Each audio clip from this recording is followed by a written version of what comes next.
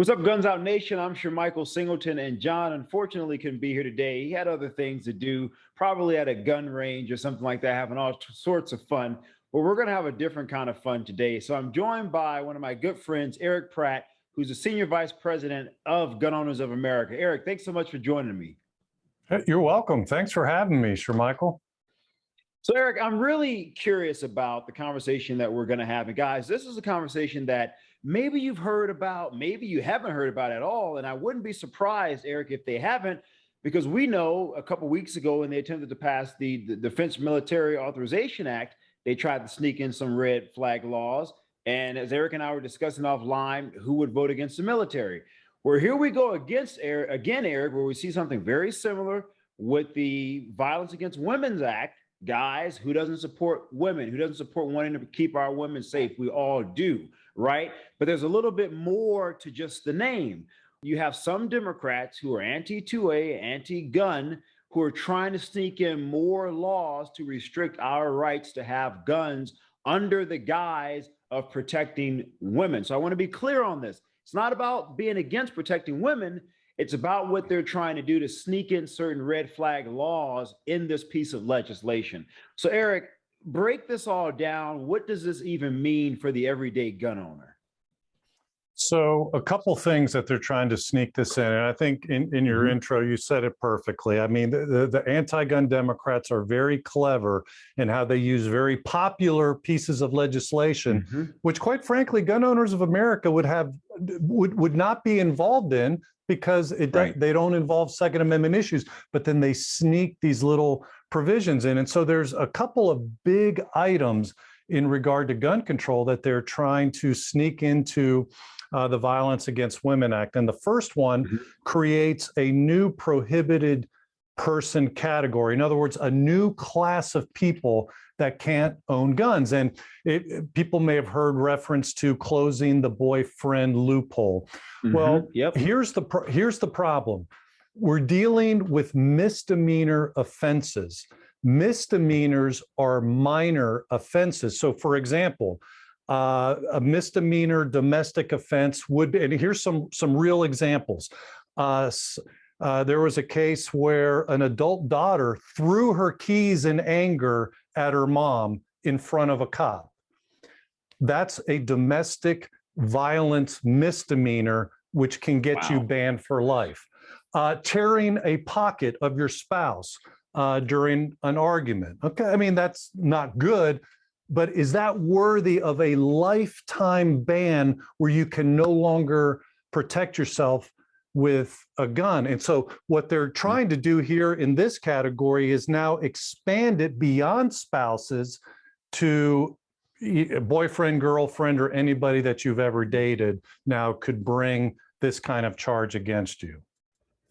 Hey guys, I'm happy to say we heard your messages, mostly Sir Michael, because you're messaging him, that we needed to restock some gear in the Guns Out store, so we have the limited edition 9-line OG Guns Out t-shirts. They are finally here and they are selling out fast, so you have to go on Instagram, our website, anywhere on social media, Guns Out TV, and buy one for yourself or your spouse. Absolutely, we got crops. And we have tanks, and who doesn't like a nice tank? So, go to the site, go to the social media, and get some shirts. No, John, you're supposed to say, let's go. Get some shirts. Are you going to take my part, or are you going to use your line and let me use my line and get some? How could something like this in particular negatively impact everyday people? And by everyday people, I mean your blue collar people, or black, white, Hispanic, but everyday working class people who may not have a lot of money to hire some lofty attorney to make sure that this goes away. Part of the problem with these type of charges we've found is that a lot of time, you can easily make it go away by just paying $25 because it is a very minor offense. And then people are horrified later. They didn't realize that it was going to cost them their Second Amendment rights for the rest of their life. And this has been one of the tragedies with the law as it already exists. It was a provision of law that was introduced by a very anti-gun senator from New Jersey, Frank Lautenberg. And, but right now, again, it only applies to spouses. Now they're going to broaden it. If there was anybody that you were ever intimate with and maybe they felt jaded and they wanted to get back at you, knew that you own firearms, they could bring this kind of a charge against you. And a lot of times it becomes he said, she said. And again, if you don't know the ramifications of this, you might just plea bargain out, pay your $25 and go on your way, not realizing the lifetime consequences. And Eric, and I asked you that question particularly about how it would impact the average person, because a lot of average people who would just say, okay, I'll just pay $25 will do so because they don't have the money to pay for a lawyer, or they don't have the money to pay for someone to look into the complexities of these bills. So to your point, they're going to say, well, look, I have to work. I can't afford to lose my job because I'm dealing with this. I don't have the money to pay for a lawyer. So you know what? I'll pay it fine and I'll move on. And then later on, they find out, holy smoke, I had no idea that I can no longer buy a firearm to protect myself or keep my family safe. Yeah, because with a conviction like this, their name will be put into the NICS system. So Eric, what are the two other things that you think are really important and critical for people to understand as it pertains to this piece of legislation? So, well, there were two things. So the other item is that it creates a new red flag law at the federal level. Now, it's limited for now. It's kind of the foot in the door. It applies to stalking. And of course, stalking is never a good thing. But here's the problem. You can be accused and red flagged and have your guns taken before you've ever even been notified that there was a hearing. And you can be put into the NICS system before you've ever had a chance to confront your accuser, appear in court, have an attorney represent you, get a trial by jury. See, that's the problem with this, is that it allows accusations to be made. And because the court will, because in a red flag scenario, they're only listening to one side, and that is the accuser. And sadly, we've seen horrific cases already where people got into arguments and then to get revenge against the other person, they filed a red flag accusation. And again, they don't hear both sides. They just come in the middle. The police come in the middle of the night, take your guns. Tragically, that exact scenario happened after a holiday dinner where there was an argument, and then the police came because one side was upset and wanted to get back at the man, the uncle, and he ended up being shot to death in that midnight raid. This is very tragic that our rights can be lost without ever having had your day in court, trial by jury, facing your accuser. And again, they're starting in a very limited way, that is with stalking, and they're using, again, they come in with something very clever. I mean, well, who would support stalking? I mean, nobody supports stalking, but let's realize people can be falsely accused. So it's important that people don't lose their rights before they've had their day in court.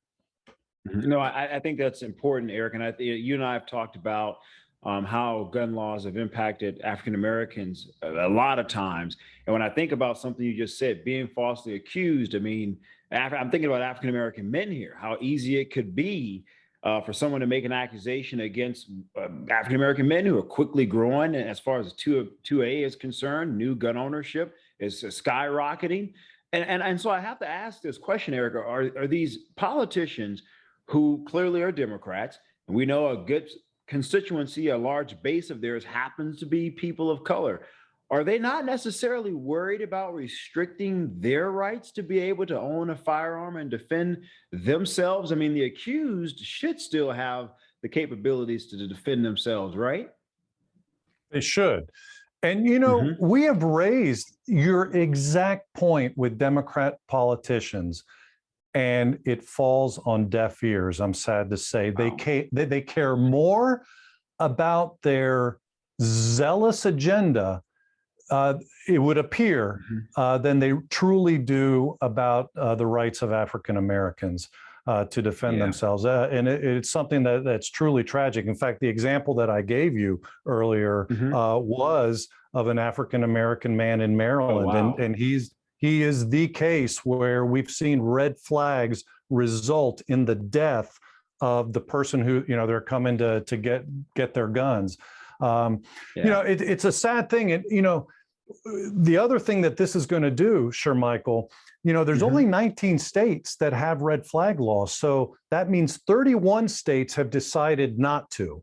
But by inserting this into the Violence Against Women Act, it's that camel's nose into the tent. And actually, in effect, they'll get it into every state, because as a national law, that means now this can be enforced in every state. So, on the one hand, this is very clever strategy on the part of anti-gun Democrats, but very nefarious.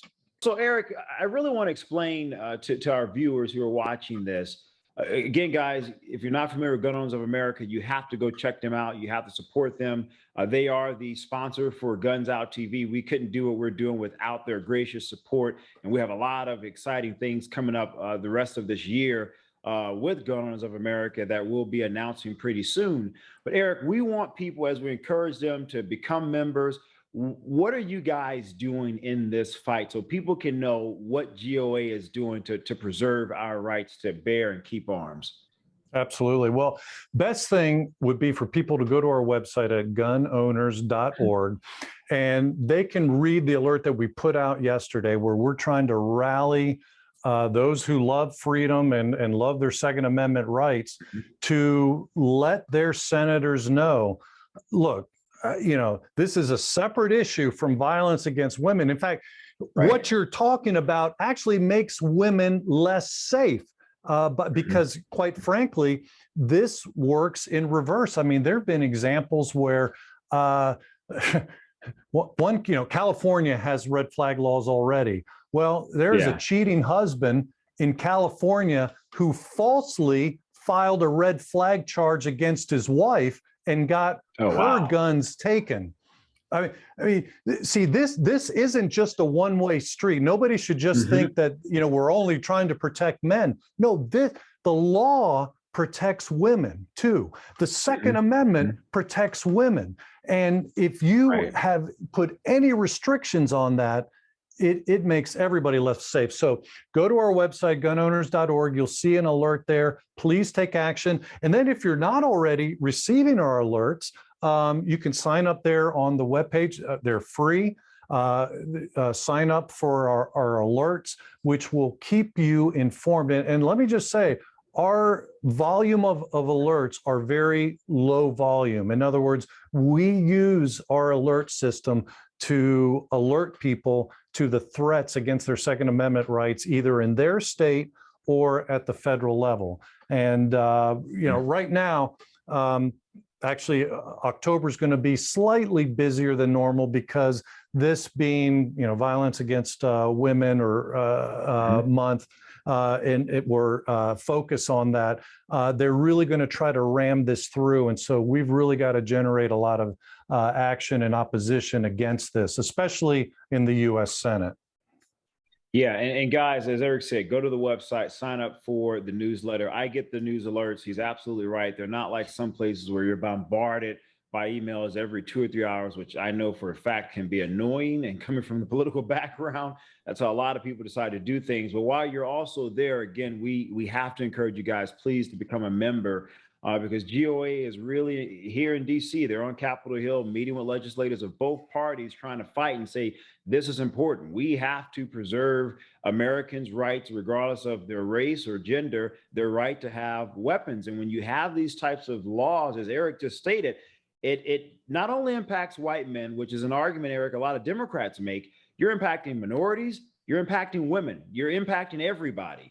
And so while the arguments have attempted to be crafted to only pertain to one group of individuals within our society, that's not the case, guys. And so, again, it's not enough to sign up for those alerts. You got to go and sign up and become a member, because your membership dollars helps GOA continue to fight to preserve our rights.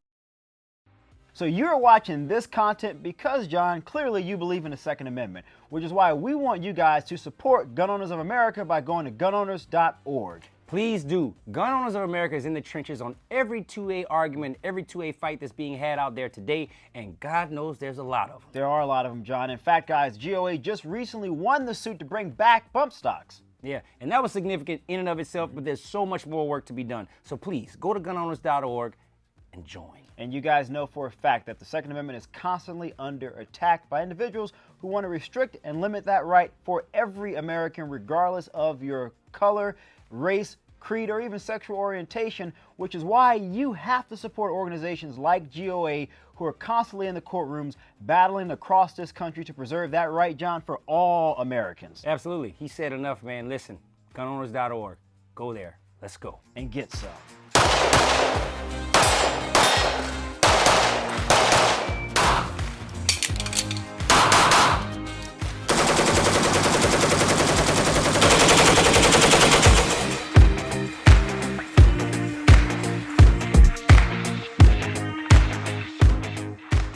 Go to our website, gunowners.org.